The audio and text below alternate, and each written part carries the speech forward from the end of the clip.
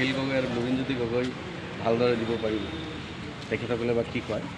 আমি যিহেতু এই গঠবন্ধনত নাই আমি একলা চলো নীতিৰে আগবাঢ়ি আছোঁ আৰু 30ৰ পৰা 35খন আসনত নিৰ্বাচন খেলাৰ পূৰ্ণদমে প্ৰস্তুতি লৈছোঁ আমাৰ মাননীয় সভাপতি অসমত আছে বিভিন্ন জেগাত গৈ আছে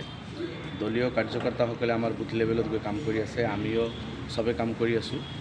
আৰু আমি যিখিনি আসনত নিৰ্বাচন খেলিম এইখিনিৰ খবৰে ক'ব পাৰিম আমি আশাবাদী আছিলোঁ যে বাকী আসনখিনি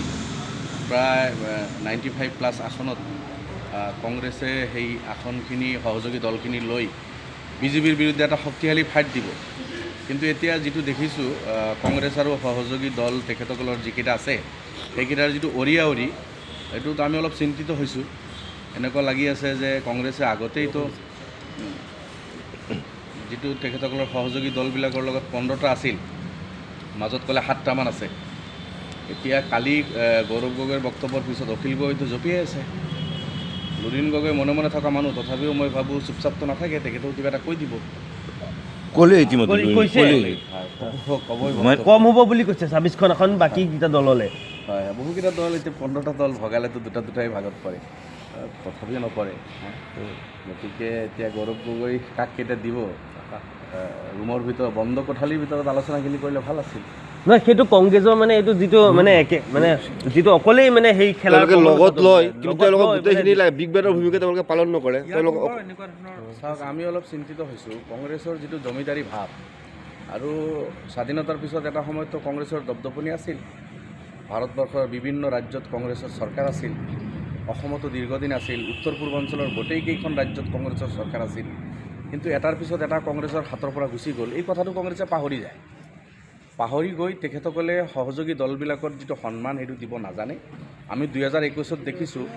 আমি 16জন বিধায়ক থকা এটা দলক 15খন আসন দিছিল কংগ্ৰেছে আমি সেইখিনি মানি লৈছিলোঁ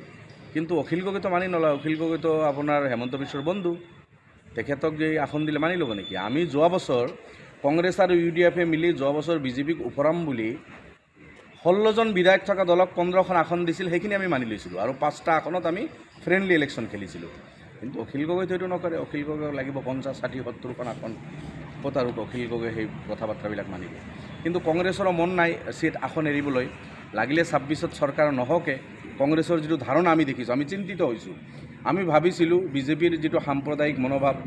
সাম্প্ৰদায়িক বিষভাৱ বিয়পাই অসমৰ যিটো বাতাবৰণ কলুষিত কৰিছে বিজেপিক ওপৰাব লাগে এইটো আমি বিচাৰি আছোঁ কিন্তু কংগ্ৰেছৰ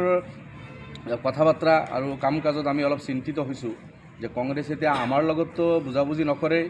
বা আমিও নকৰোঁ কংগ্ৰেছৰ লগত এই কথাটো স্পষ্ট হৈছে এতিয়া এনেকুৱা লাগিছে হয়তো লুৰিণ গগৈ বা অখিল গগৈৰ লগতো হয় কিনা নাই এইটো এটা